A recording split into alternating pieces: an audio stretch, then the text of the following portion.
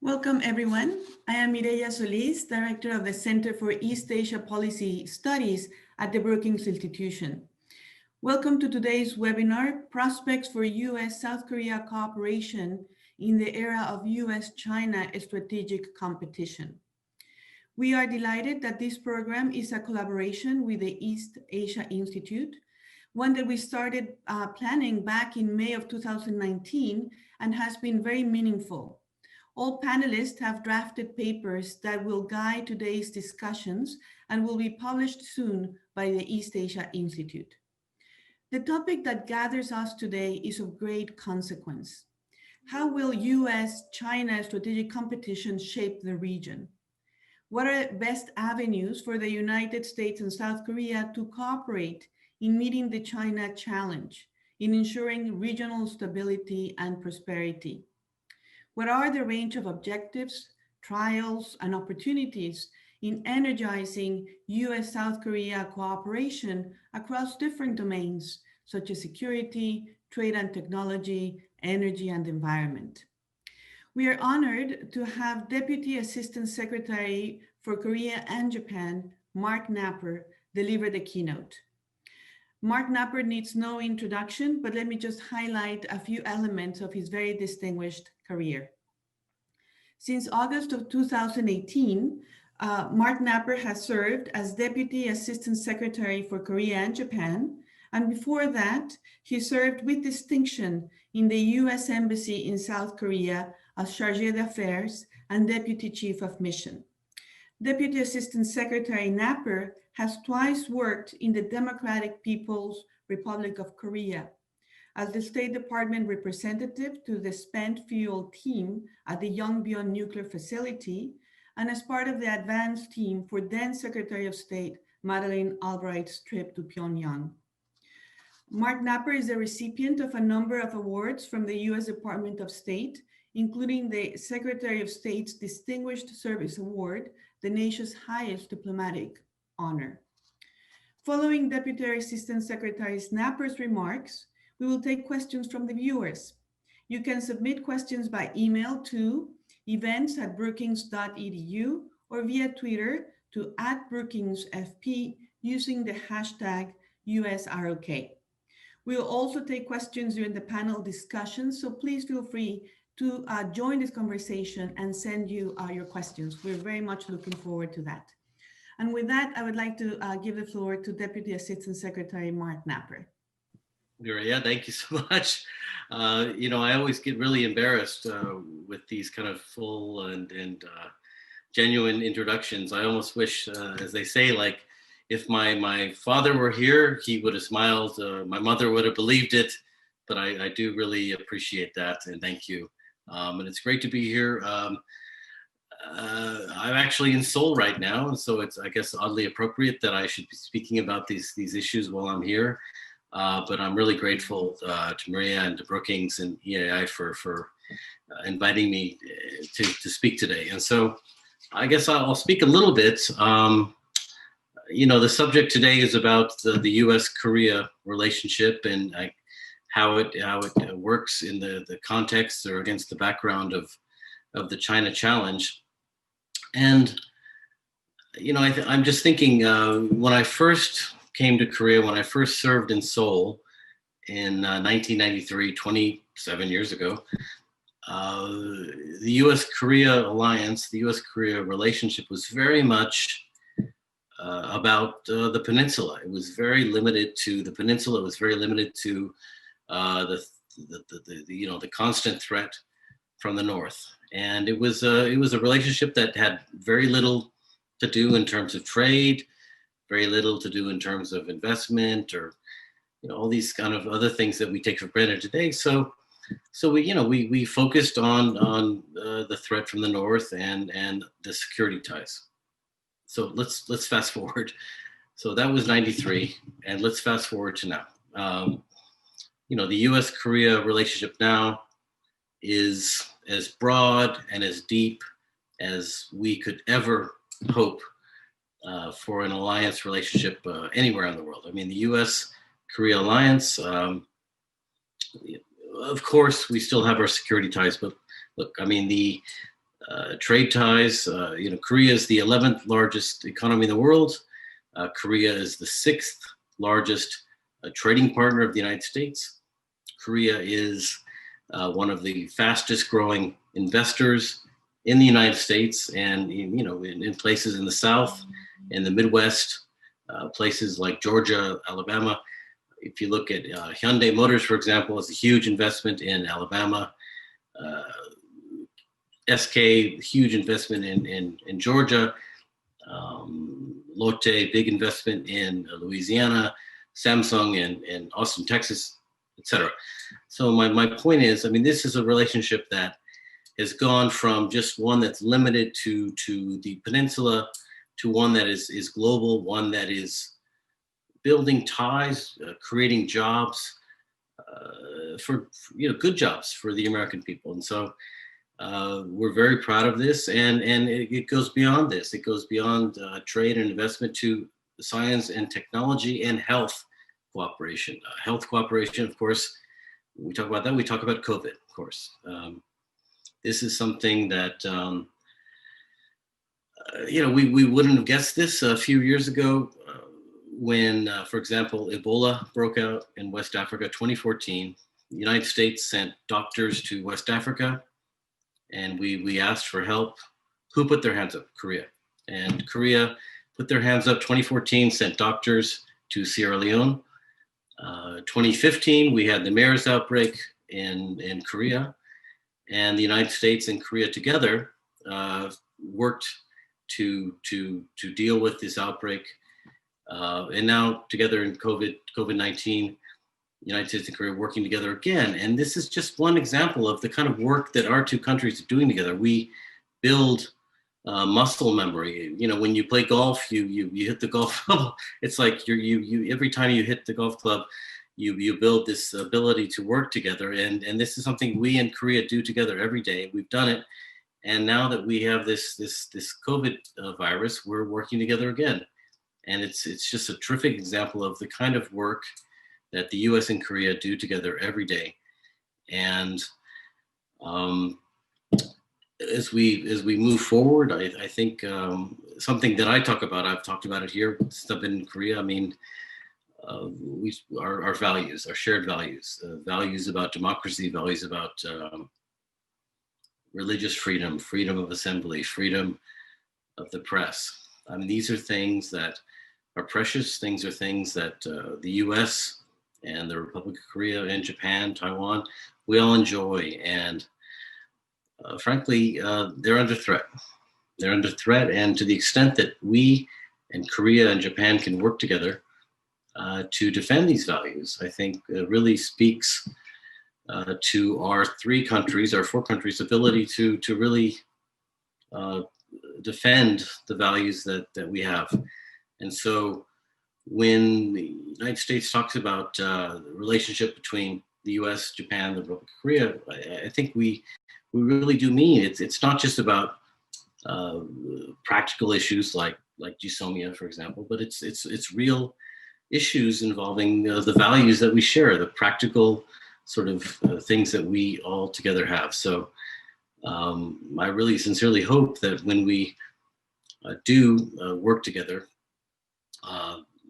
that we think about this. And I think this gets to the bigger issue of today's seminar of China. And so when we talk about China, the challenge of China, I think it's all clear that, we know that Japan and South Korea have very complex and nuanced relationships with China. We get it. But at the same time, I think we all should be able to stand up and speak out when we see, bad behavior from China. And I think regardless of the fact that there are very important trading relationships and others, we get it. We're not asking South Korea, we're not asking Japan to cut off or contain China. But at the same time, I think the countries like South Korea that have benefited from the international community speaking out on behalf of democracy, I think it's important that when it comes to speaking out about Xinjiang, Taiwan, Hong Kong. I think we hope and expect that Korea, Japan, others will stand up and speak out on behalf of these things. And so I know that later on, I mean, we're going to talk about China and the role of China and the role of our alliances in dealing with China. But I really do think that it's the responsibility of countries like the United States, countries like South Korea, countries like Japan, to accept the responsibility of speaking out on behalf of democracy, speaking out on behalf of freedom. Because if we don't, who will? And so it's our job, I think, to do this. And so we'll continue to push on this. We'll continue to press for us and our fellow democracies to do this. And so I'll certainly count on our friends in Korea, our friends in Japan to take up this important task. Thank you.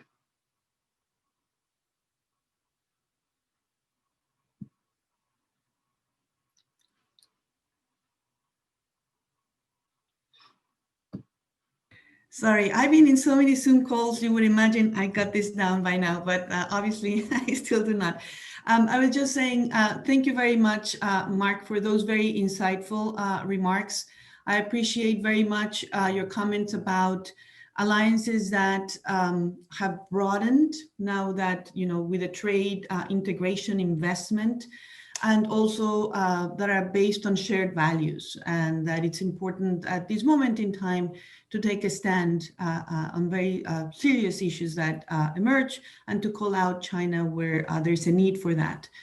I would like to then take the opportunity and ask you a question or two, just to remind our viewers that if you have questions, please send them to me via email at events@brookings.edu or via Twitter at BrookingsFP using the hashtag US ROK. So let me then ask you the first question, and really brings the China factor more front and center.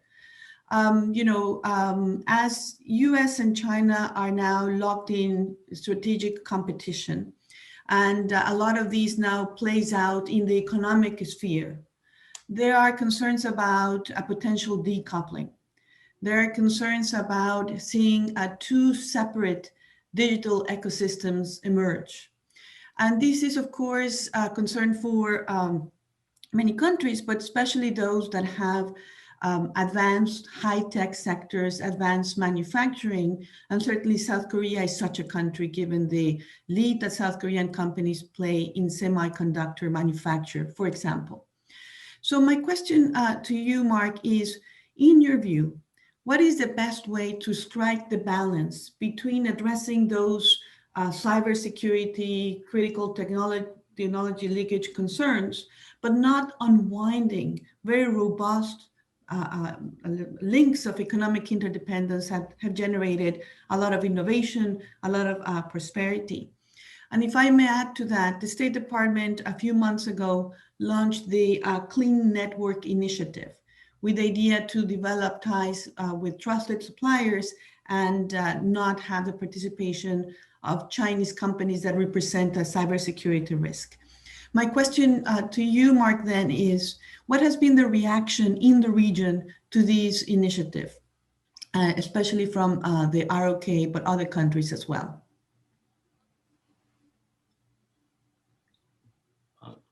Okay, thank you, Maria.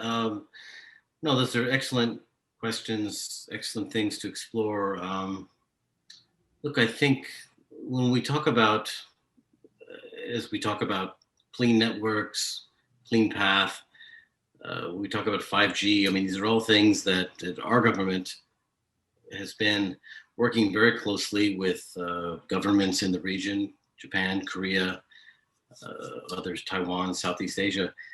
And really, I mean, the goal is to ensure that that our data, that our citizens' private information, that our government's national security data is protected, are protected. And so I think it's really imperative for all of us to be able to work together to ensure that that whether it's individuals' privacy, whether it's government secure information, are able to be protected. And so I don't think it's asking too much for us to be able to work with governments in the region, whether it's Japan or Korea, other places, Taiwan, Southeast Asia, really to take a hard look at our networks and the networks that are, providing the back and forth for the information that makes our lives, whether it's financial information or other information. But certainly, I think it's safe to say that this is something that when we talk about 5G, when we talk about the work we do around the world, I mean, there's no question that there are very nuanced relationships, whether it's the United States, Korea, Japan, and it's something that we have very, very intense and close conversations with. But I think our ultimate goal, and I think a goal that we share with our friends and our allies in places like Japan and Korea, is that, look, ultimately we want to protect the data of our citizens. We want to protect the information of our governments. And so I don't think it's too much to ask that we take a hard look at what we're doing and what our various IT companies and what our various communication infrastructures are doing with potentially vulnerable companies, or as we say, vulnerable vendors like Huawei, like ZTE. Thank you. Thank you so much for that question. And that's an issue that we expect we're going to discuss a greater length in the second panel of today's conference. So you got us to a great start. Thank you for that. And I want to shift gears a little bit and ask you another question, because I think that you have really unique insight into U.S. relations with both South Korea and Japan. Now, we know that this has been a bilateral relationship that recently has deteriorated. There's been an increase in friction.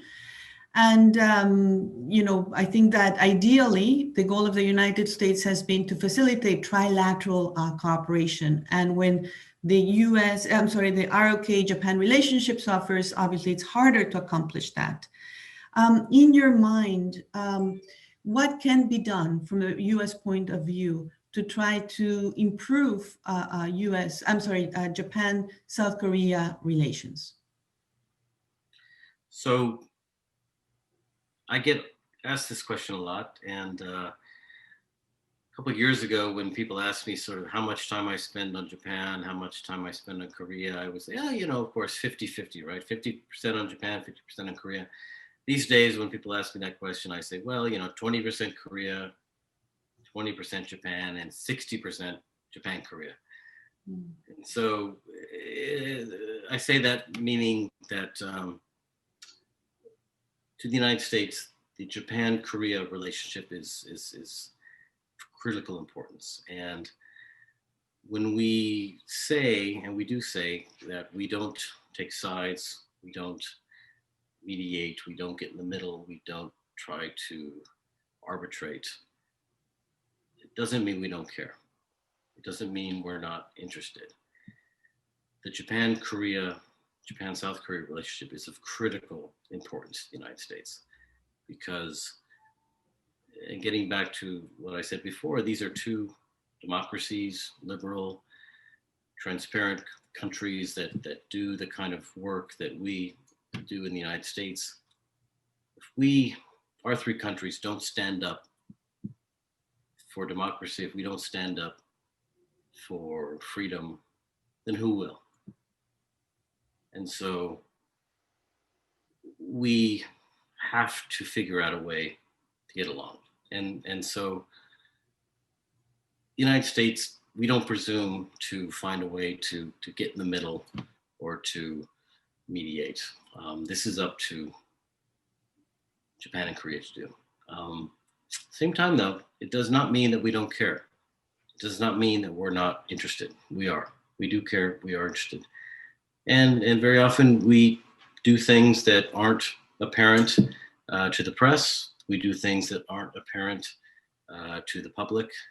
But nonetheless, we are working very hard with our allies, with our friends in Tokyo and Seoul, to try and find a way to move our three countries forward, because we have to. And we understand, I mean, history issues are sensitive. Heaven knows in the United States, you know, we have our own history issues, and you know, we deal with it every day. And so it's not for us to presume to speak about history issues between Japan and Korea. But at the same time, I think it's fair to hope that between South Korea and Japan, that they can address these issues in a way that promotes reconciliation and promotes a path to a brighter future, a path to a future that involves productive and constructive relations between not just Seoul and Tokyo, but Seoul, Tokyo, Washington, among all of us. Because we have to. I mean, if you look at the region, it's just, you know, our countries share these values, and our you know, we share democracy and freedom of speech and religion and things that are under threat. These things are under threat. If we don't stand up for it, who will? And so we really have to figure things out. And so that's my hope going forward, that we're going to figure these things out, and we will find a way for our three countries to build a better relationship. Thank you, Mark, for those comments. And I have one final question for you. As I mentioned when I introduced you, you served with distinction in the U.S. Embassy in South Korea at a time when there was a lot of tension in the peninsula because of the provocations of the North Korean regime. If I remember correctly, we used to refer to those days as the fire and fury days. And after that, there were a couple of meetings between President Trump and Kim Jong-un. So given all that you know about the evolution of U.S. North Korea relations, can you talk about what the U.S. and South Korea can do at this moment in time in dealing with these threats coming from North Korea? Well, thanks, Priya. I mean, you're right. I mean, that was 2017 was a really pretty stressful time for those of us who were living there. We had the sixth nuclear test. We had a couple of ICBM launches, and for sure it was a time of great tension on the peninsula. But you know, I think U.S. diplomacy, in particular, leader-level diplomacy between, you know, President Trump and Kim Jong-un, helped to lower the tension and hopefully set the stage for future progress. But you know, obviously, in the past, you know, few weeks, months, years, there hasn't been much, and regardless, though, you know, our message, our public message, and in private message, frankly, is that the door to diplomacy remains open. The door to finding a way forward remains open. And, you know, we firmly believe, if you go back to the Singapore statement from 2017, the statement that between the United States and North Korea about transforming the U.S.-North Korea relationship, between, you know, building a peace regime on the peninsula, improving North-South relations, bringing home the remains of American soldiers. I mean, these are commitments that we made with North Korea between our two leaders, and this is a spirit that we still hope to implement. And so. And that's where we are today. I mean, I can't speak about what's going to happen in a couple of months, but at this moment today, we still sincerely hope to be able to implement and actualize the spirit of the Singapore statement, to the point where, to transform our relationship, to denuclearize it, so to bring a better and brighter future to the people of North Korea. Thank you so much, Mark, again, for joining us, for starting us to a great discussion throughout the morning. I think your last set of remarks actually provide the perfect segue into panel 1, which will be moderated by my colleague, Jung Pak, the SK Korea Foundation Chair in Korea Studies. So I want to thank you again and then turn things over to Jung. Thank you so much.